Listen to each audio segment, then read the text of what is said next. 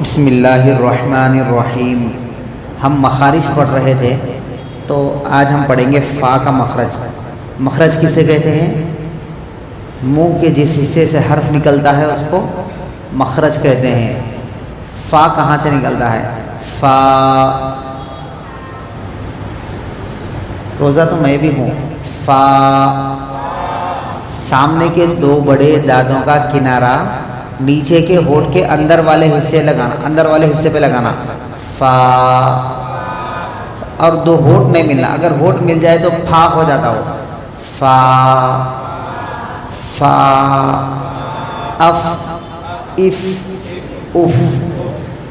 فا کا مخرج کیا ہے؟ زبان سامنے کے دو بڑے دانتوں کے کنارے نیچے کے ہونٹ کے کچے والے حصے پہ لگانے سے فا ادا ہوتا ہے. قاف.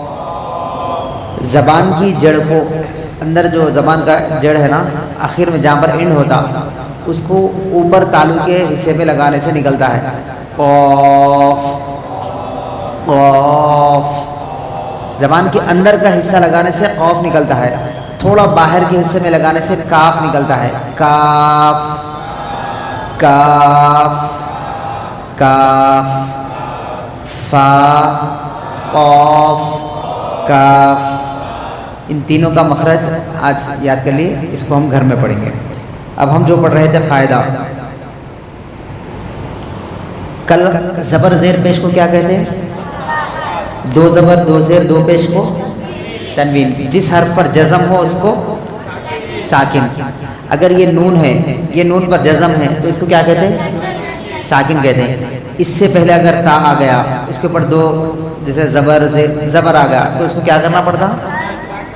یہ نون کو تا سے ملا لینا، ملا کے تا تا نون زبر تن. اب جس حرف پر جزم ہو اس کو کیا کہتے ہیں؟ ساکن. اور دو زبر ہے تو اس کو کیا کہتے ہیں؟ تنوین. دکھ رہا ہے اتنا باریک لکھے تھوڑا موٹا لکھنا. اچھا، ساکن والا حرف اور تنوین ان دونوں کی آواز سیم رہتی. جیسے با ہے، سمجھیے با کے اوپر دو زبر ہے، دو زبر ہے. با دو زبر بن. تا نون زبر تن. حالانکہ اس کے اوپر زبر ہے، اس کے اوپر جزم ہے. معلوم یہ ہوا کہ تنوین کی آواز اور ساکن کی آواز سیم رہتی. جس حرف پر تنوین آ جائے اس کی آواز اور جس حرف پر جزم آ جائے اس کی آواز سیم رہتی. اب جو ہے نا یہاں پر دیکھیں، جس نون پر جزم ہے اس کو کیا کہتے ہیں؟ اس کو کیا کہتے ہیں؟ ساکن. جزم والے حرف کو کیا کہتے ہیں؟ ساکن کہتے ہیں. اب تھوڑے حروف ہیں، حمزہ، ہا، عین، ہا، غین، خا. 1 2 3 4 5 6. کتنے حروف ہے یہ؟ 6. ان 6 حروف کو کیا کہتے ہیں؟ حروف حلقی. حروف حلقی کتنے ہیں؟ 6. کون سے؟ حمزہ، ہا، عین، ہا، غین، خا. ان 6 حروف کو کیا کہتے ہیں؟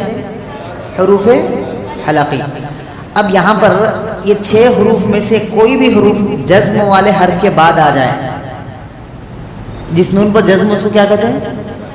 ساکن کہتے ہیں نا. اس کے بازو اگر یہ کوئی بھی حروف آ جائے، جیسے عین آ جائے، اس کے پہلے اگر میم آ گئے سمجھیے، میم نون زبر من، عین زبر ع، منع. یہ اس لیے بتایا جا رہا ہے کہ قرآن میں بعض حروف ایسے ہیں جس کے اوپر جزم ہے.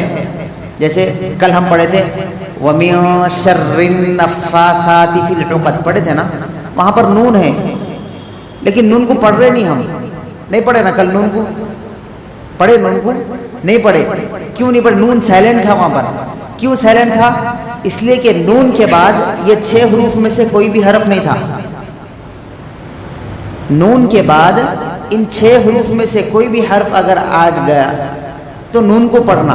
اگر یہ 6 حروف نہیں آئے تو نون کو نہیں پڑھنا، نون کو سائلنٹ کر دینا. سمجھ میں آ رہا؟ Elephant, ELEPHENT. ایلیفینٹ پڑھے کوئی آج تک؟ ہیچ سائلنٹ ہے. کیوں سائلنٹ ہے؟ اچھا وہ انگلش کی کلاس ہو جاتی ہے. خیر برحال جس نون پر بھی جزم ہے اس کے بعد اگر 6 حروف میں سے کوئی بھی حرف اگر آ جائے تو نون کو ظاہر کرنا، نہیں تو نون کو ظاہر نہیں کرنا. من الجنتی والناس، من الجنتی والناس، نون کے بعد کیا ہے؟ نون کے بعد کون سا حرف ہے؟ کون سا حرف ہے؟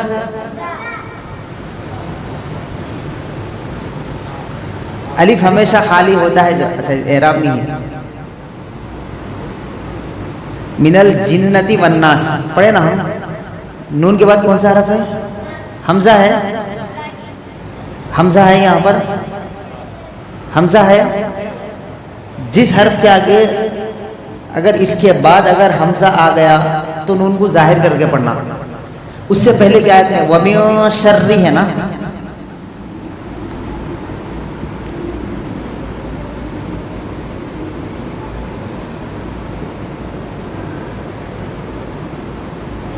وَمِن شَرِّ، نون کے بعد